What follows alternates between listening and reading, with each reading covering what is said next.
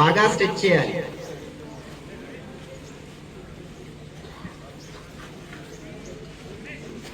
Two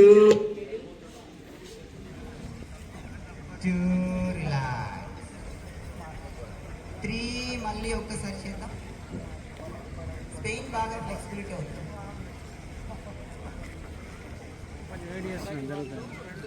నెమ్మదిగా breathing తీసుకుంటూ కాలి బొటన వేళ్ళ పైన నిలబడాలి. స్టార్ట్. 1, అలాగే ఉండాలి. 1 2 3 4 5 6. రిలాక్స్. Opposite hand. 1 2 మిడిల్. మళ్ళీ ఒకసారి ఆపోజిట్ హ్యాండ్.